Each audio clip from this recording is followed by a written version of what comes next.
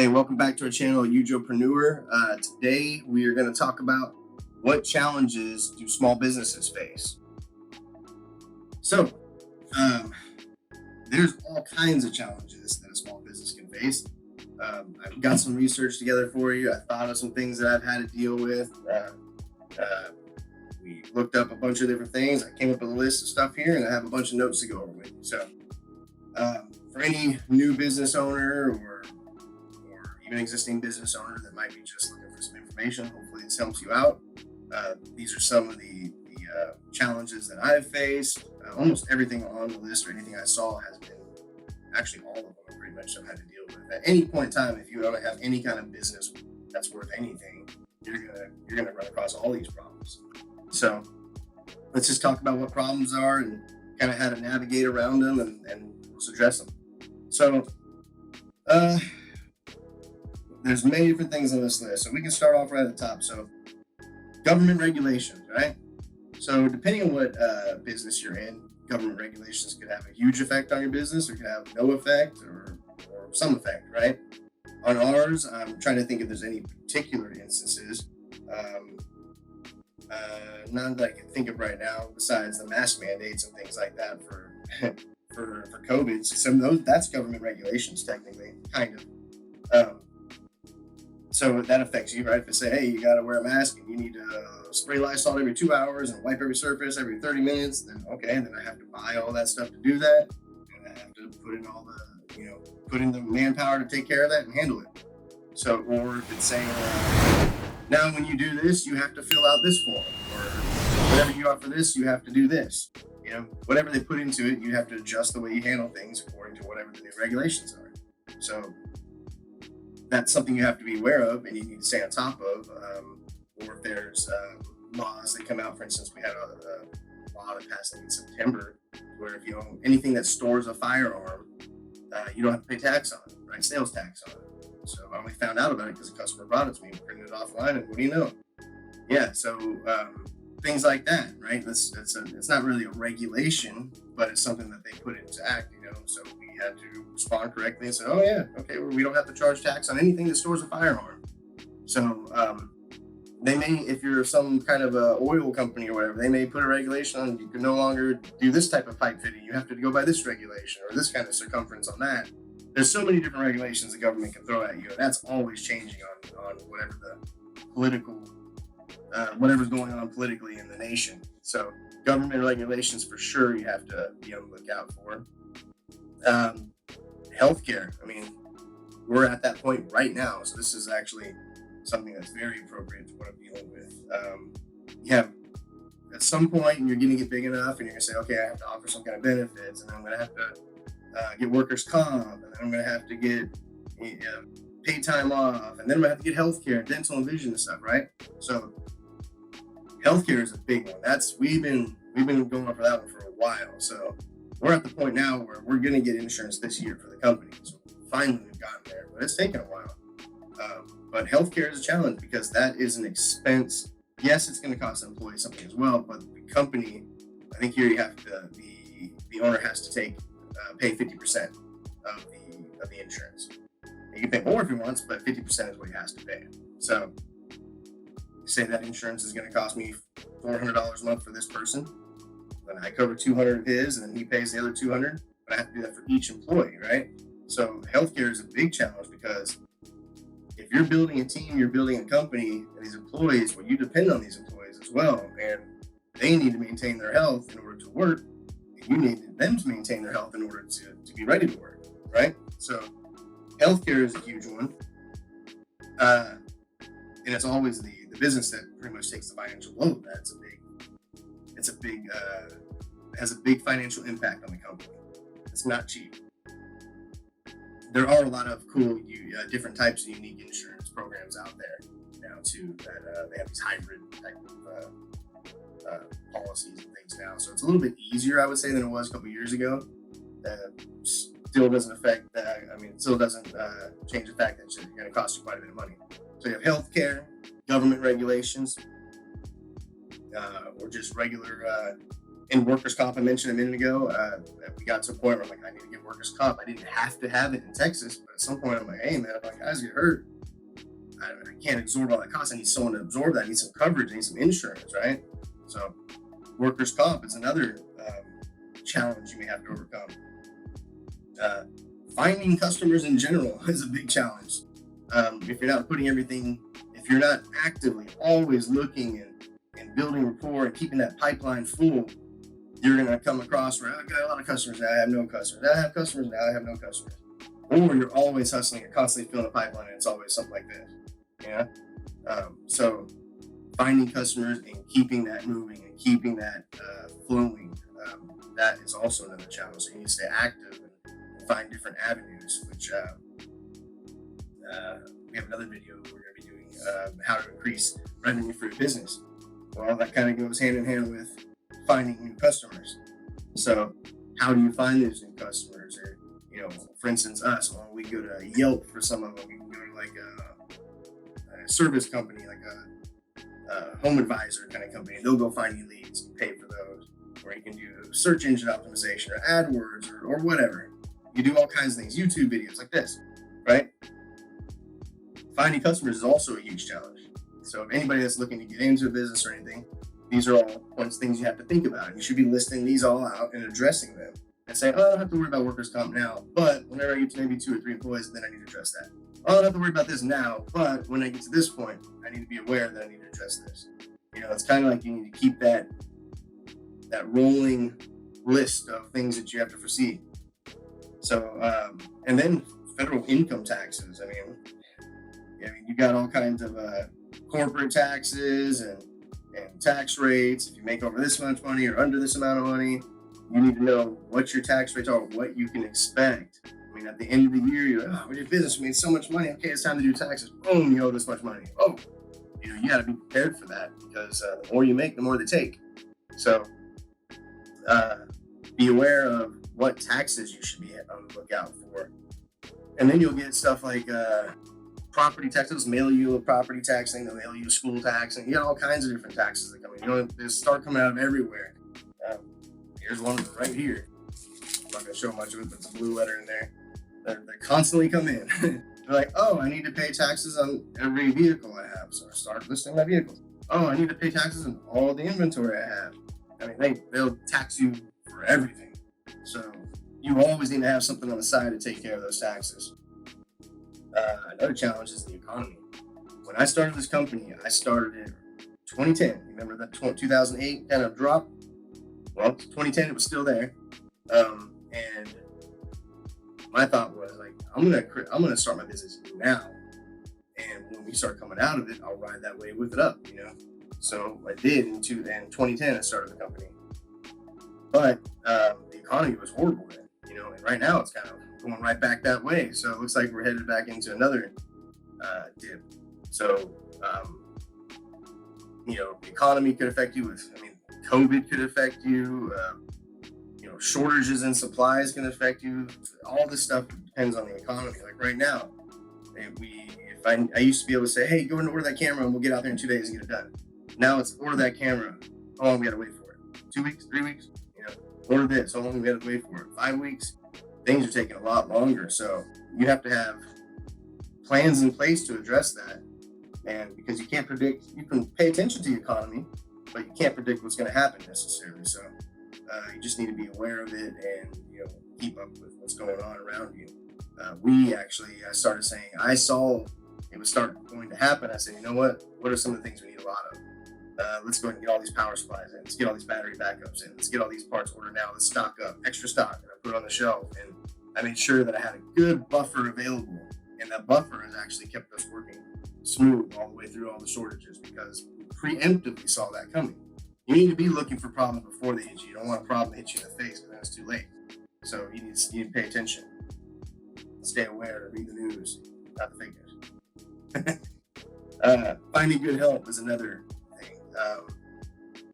You'll find good help, and then you'll lose good help. Find bad help, and you'll lose bad help, or keep bad help. And you're going to find people, good and bad. You're going to have people that don't work out, people that do work out, people that work out great. Something comes up out of your control, out of their control, and you lose them. I've had that happen multiple times. Happy to make that guy. He's happy. He loves working there. You're happy with him. It's all great. Oh, I'm sorry. This happened. My family, this person passed away. I got to go move to this place and take care of them. And now I go, oh crap, what am I going to do? I got to adjust, right? So finding good help and keeping good health. That's another challenge you need to be aware of. Price increases on supplies and tariffs and things like that. Our safes, for instance, on some of our safes, there's tariffs. Things are coming. Some things come from overseas, and there's tariffs on top of that. So you have to implement that in your pricing, cover your base, make sure you're making your profit. And those tariffs go up and down, right? So just last week, I said, pull all the tags on the safes. We got a 15% price increase across the board. Pull them all down. Readjusted all my prices, print them all out, put them back out. We just did that 6 months ago, right? And we went up again. So right now, the economy is not doing as well because of a lot of different reasons. But we need to be aware of that and be able to adjust to that. So we had to adjust our safe prices. I had to get more creative with the way I price things and navigate it around our expenses. Let's see, what else we got here? Tax compliance. That's not fun to talk about. But tax compliance, make sure you have an accountant. Make sure he has your back. Make sure he has your best interest in mind. Don't get stuck with a deadbeat accountant. I did. My dad said, oh, use this guy. He doesn't buy the book. He'll keep you out of trouble. That's all he did. He didn't care how to save me money. He didn't care about by literally checking that box will save me $500. He didn't care. Just get it done. Here you go. Done, right? Make sure you have an accountant that's looking out for you. Make sure he's on top of the new tax compliances and he's paying attention and you're paying attention. Make sure you're getting all your appropriate deductions and things like that, so that you can keep most of your profit. A good accountant's going to help you keep your money. He's going to make it look like you're making less. Not make it look like you're making less, but he's going to put all those expenses in there so that your profit and write off everything you can so you're paying taxes on the smallest amount possible. Cash flow, that's another big one. Not only managing cash flow, managing all those transactions is one thing. QuickBooks or whatever you use to manage it, that goes in here, and the money goes in here, and this is where you keep up with your bills and everything. So, cash flow, you gotta have cash and you gotta have credit. If you don't have credit, then it's gonna be very hard, and you need to build credit because you need to have that. It just depends how big you are, but for instance, say we're doing this project and it's going to be a 2-month project and I took a $2,000 deposit that just covered the parts, but meanwhile I'm finishing that project for the next month, paying all that labor, and then meanwhile I'm out a lot of cash until later, maybe a month later, then I get that check, right? So you have to be able to manage all those and say, okay, well, this is coming in here, this money's coming in then, here's my expenses, here's my net money, and manage that cash flow by week so that you can predict and pay all your bills on time and keep everything straight.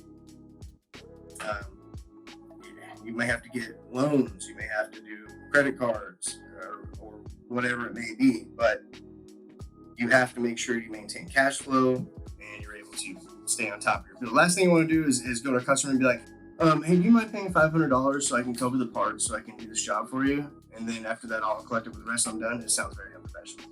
Instead of saying, yeah, I'll take this job here, it's a $500 deposit and we'll get it done. Thank you. Done. And don't bother about it again. You don't want to come to your customer and be like, hey, could you write me that check? I just want to, I need some money to get by. That sounds like, wow, this guy's not doing well. I don't want to do business with him. It sounds like he's barely hanging on, right? So keep that in mind. Staying passionate. That's another a challenge.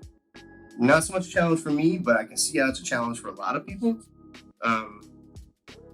If you don't love what you do or not obsessed with what you're doing, you're not paying attention to quality of your product and staying on top of your business and evolving and moving forward, you just get content and sit there and start to collect your money, put it in that pile, bills over here, money over there, bills over here, money over there. If you're not passionate about it and things can get away from you, you're not enjoying it, you're not putting as much effort into your business, it won't last. You need to be passionate about what you do, at least enjoy what you're doing to succeed, in my opinion. Because you don't have to be. But anyway, diversifying your client base, that's another good one. How do I explain that? For instance, we do commercial and residential, right? There's different types of commercials, light commercial, industrial, commercial, retail, commercial, and then there's residential, and there's different levels of residential. There's, the $100,000 to $200,000 homes, the $500,000 homes, the $1 million plus homes, the ranches, the facilities that some of these people have on their own personal property. So there's all kinds of different client bases. You want to make sure that you're touching on everything: commercial, residential, in our case, automotive also. You need to make sure you don't want to put all your eggs in one basket, so to say. You want to have different avenues of income and even different services or different options for different people, so that you can create as much little fingers out there grabbing money. You don't want to just say, here it is, you give me this, I give you that all day. This is all we have. Oh, this is slow. Now my business falls apart. I have nothing else. Right? Even, oh, that's a cool business doing that. I got my YouTube channels making money. Oh, I got my reoccurring monthly revenue for my contracts coming in. Oh, I've got that project over here, these projects that are lined up, long-term projects. It's okay. We can absorb that. So that's what you have to also keep in mind. Growth versus quality. That's another big challenge for a growing company. We hit this every so often. We grow and we're like, we're getting it rebalanced, get it regrouped. Okay, sharpen it up. Okay, now keep going. And then you just kind of have to do that every so often. You take those steps forward, regroup, restructure, and then keep moving forward. So a business may boom, right? But if you haven't planned for it, or if you haven't planned for the increase of customers, your products or service can suffer. And then in response to that is people aren't going to want to do business with you as much. So you have to not only be able to absorb new business and take on those customers, but you also need to be able to maintain that same quality that you do for it when you're not busy, right? And then other than that, besides hiring new employees and finding new employees and things like that, there's a lot of challenges. I tried to list as many as I could for you. The thing is, it's never going to stop. There's always going to be problems. Not necessarily problems. There's always going to be challenges and problems. And the ones who survive and the ones who thrive are the ones who can, just keep doing it over and over and stay passionate about it and keep evolving and involve people around you and empower the people around you and put them in a position where they're able to take care of what you're asking them to do, so that you're not overwhelmed, right? Because you need to build a team of people around you to support you. So you have your support group so that you can keep expanding the company. So, when we first started off, just for instance, ours, right? Growth versus quality, right? Me and one truck. Then it was me and another guy in a truck. Then it was me and two guys in a truck. Then it was me coming out of the truck, so I had three guys in a truck, and then I'm working a shop with another guy in a shop. And then we have a shop to run and three trucks, right? And then we add on, now we're going to do YouTube videos. So now I have another department. And then now we're going to sell safes, and now we're going to do automotive or whatever, right? And you keep expanding. But every time you expand, your quality has to stay the same or get better. So it should get better. It shouldn't stay the same. So you'll have to find the right people, the right chess pieces to put in place to help you get to where you're trying to get. So as a small business owner, as any business owner, small or big, you're gonna have tons of problems to deal with, and it's harder to deal with when you're a smaller business because you don't have the power of a $1 million corporation behind you or a $1 billion corporation. You have, in my case, I had $300 in my pocket, and I had a hope and dream, right? And I had a plan, and that plan changes every couple months and evolves and constantly evolves. And you end up doing something maybe completely different you ever thought you would do. I never thought I'd be doing YouTube videos. And back when I was in high school, I didn't even want to talk in front of everybody. You had three people. I didn't want to talk in front of three people. If I had to do a speech in a class, I'm going to try to find a way to skip that class. So, but now I don't care. Now I talk in front of people. I don't care anymore. I don't know why, but I just don't. So you evolve, you have to evolve, you have to improve, because if you're not getting yourself better and learning, you're not going to be able to deal with all these issues.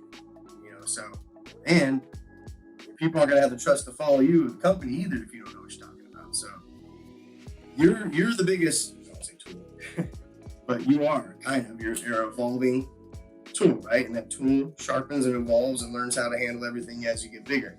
And then all these problems that are thrown at you along the way, you're going to have to overcome. And that's why, if it was easy, everybody would do it, right?